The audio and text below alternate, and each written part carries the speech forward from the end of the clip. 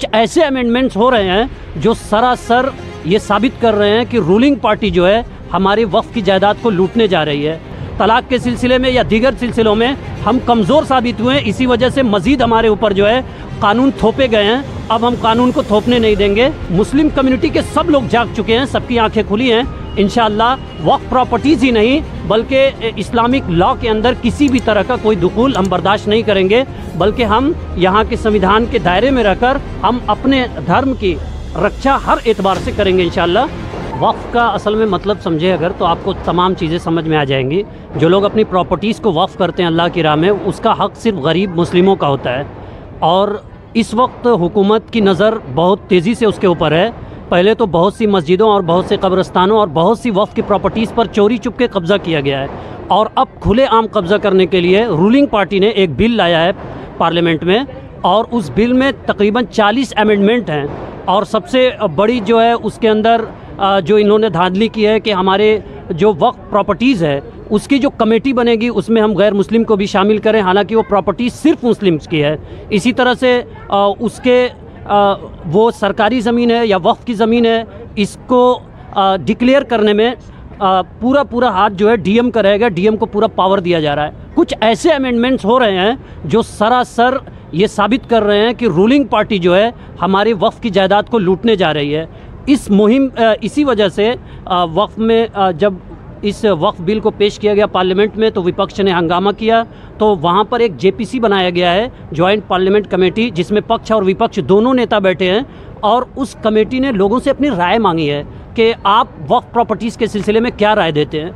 मुस्लिम personal law board ने हम लोगों की रहनुमाई के लिए एक बारकोड बाकायदा दिया है। ये बारकोड लेकर बच्चे खड़े हैं और इस बारकोड को स्कैन करके हम अपनी राय जेपीसी को भेज रहे हैं और उसी की एक मुहिम चला रहे हैं। ये हकीकत है कि सिर्फ जेपीसी को हम अपनी राय भेज देंगे तो इससे वक्फ बिल नहीं रुकेगी, लेकिन एक प्रोसेस है ये। इससे हमारी ताकत का भी एहसास होगा और हमारे इत्तेहाद का भी लोगों को एहसास होगा। आगे जो भी चीज़ें होंगी उलमा के मशवरे से हम करेंगे, लेकिन ये फर्स्ट प्रोसेस है। अगर इसमें ही हम कमज़ोर रहे तो आगे दीगर चीज़ों में भी हम कमज़ोर रहेंगे। तलाक के सिलसिले में या दीगर सिलसिलों में हम कमज़ोर साबित हुए हैं, इसी वजह से मज़ीद हमारे ऊपर जो है कानून थोपे गए हैं। अब हम कानून को थोपने नहीं देंगे। हमारे घर की औरतें, हमारी माएँ, हमारी बहनें, हमारे भाई, हमारे छोटे बच्चे, मुस्लिम कम्युनिटी के सब लोग जाग चुके हैं, सबकी आंखें खुली हैं। इंशाअल्लाह वक्फ प्रॉपर्टीज़ ही नहीं बल्कि इस्लामिक लॉ के अंदर किसी भी तरह का कोई दुखूल हम बर्दाश्त नहीं करेंगे, बल्कि हम यहाँ के संविधान के दायरे में रहकर हम अपने धर्म की रक्षा हर एतबार से करेंगे इंशाअल्लाह। और वक्फ प्रॉपर्टीज़ भी एक तरह से धार्मिक रक्षा के अंदर आता है। हम लोग इसके लिए भी ये मुहिम चला रहे हैं और ज़्यादा से ज़्यादा स्कैन करके हम मेल भेज रहे हैं ताकि अपनी तादाद को दिखा सकें। अभी तक 91 लाख से ज़्यादा हमने मेल भेज चुके हैं, हमारी मुस्लिम कम्युनिटी ने भेजा है, और इंशाअल्लाह करोड़ों मैसेज पहुँच जाएंगे जेपीसी के लिए।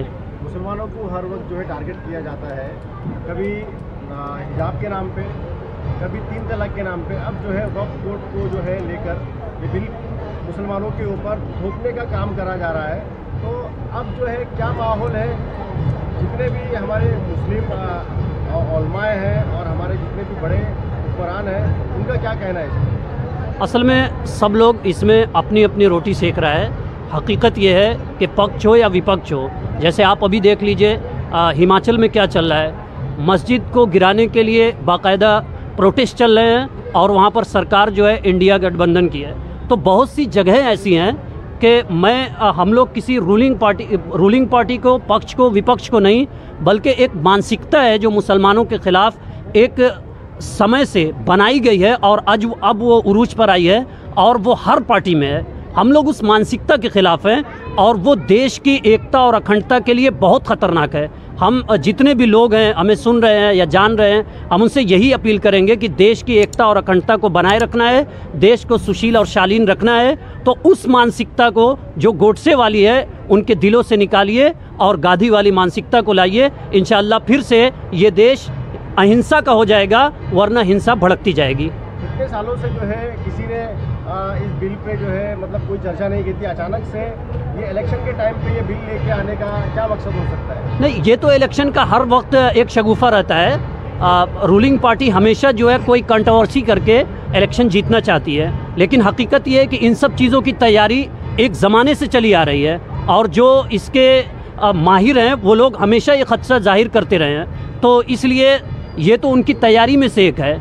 जिस तरीके से उनका एक नारा है कि इस देश को सिर्फ एक वर्ग के लिए हम इकट्ठा कर देंगे, ये उसकी तैयारी है। और इस देश के जो सुशील और शालीन लोग हैं, चाहे वो किसी कम्युनिटी किसी धर्म के हों, वो इस काम को कभी नहीं होने देंगे। उनका ख्वाब कभी नहीं पूरा होगा।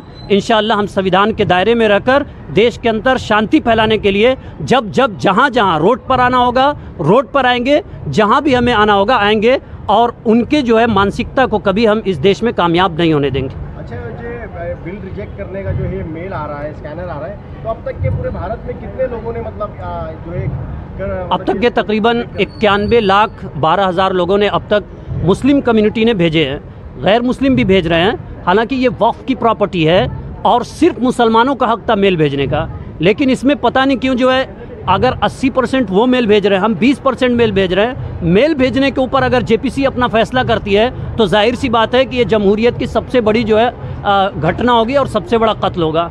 लेकिन हमारे अभी बेदारी आई, अल्हम्दुलिल्लाह काफ़ी ज़्यादा मेल्स जा रहे हैं और जाएंगे इंशाल्लाह। अभी तकरीबन 24 घंटे हैं, बहुत मेल्स जाएंगे इंशाल्लाह, करोड़ के ऊपर जाएंगे।